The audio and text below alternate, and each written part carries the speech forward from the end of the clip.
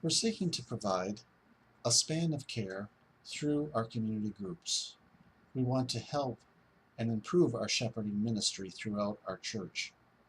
So we're aligning elders to become coaches of specific groups to work with the leaders of those groups. Serving as a coach, you will have three responsibilities. First, you will make one-on-one meetings once a month with these individuals. Then, once a quarter, you will meet with all the group leaders under your care to help encourage and to train. And third, you will visit the groups twice a year. This session will focus on one-on-one meetings. The goal of these meetings is simply to express personal interest in the leader. You want to communicate with that leader that he or she matters and they're not simply cogs in the wheel. The agenda of these meetings is threefold. First, to assess the spiritual and personal temperature of the leader. What are the challenges the individual is facing? And how is the person responding to those challenges that come his or her way? This gives us a gauge then on how to bring encouragement.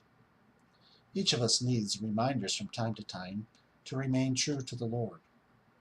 And such encouragement Barnabas brought to the new church in Antioch, knowing that difficulties would arise ahead. Stuff happens, and our leaders are not immune.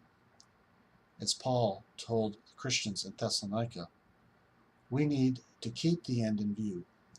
We need to remember that we will be with the Lord forever when he returns. Third, determine what further help is needed. Find out what the challenges are, specifically the challenges that the leader is facing in the group. Is it apathy? An over-talkative member? Inconsistent attendance? You might find a common theme among your leaders that may determine what you need to cover in the upcoming huddle meeting. We also want to make sure that the time we spend with the leaders in a one-on-one meeting is valuable, knowing that everybody's time is precious.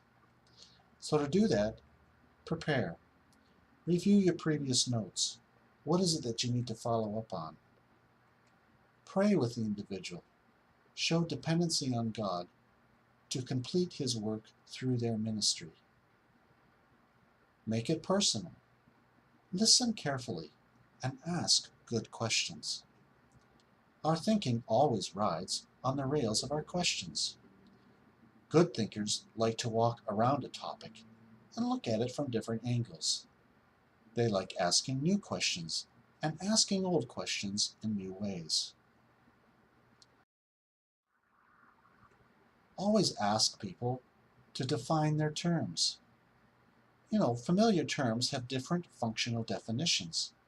What is the person's dictionary definition of the term they are using?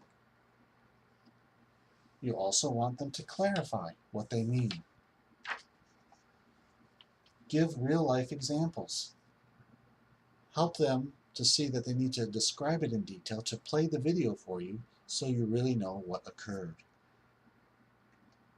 And then ask them why. Why did they respond the way they did? By asking the why question, you're helping the individual step back and see the heart behind the behavior, the words, and the choices. And finally, perspective. Evaluate what you've learned from the meeting. What do you need to continue to pray about? What needs further follow-up?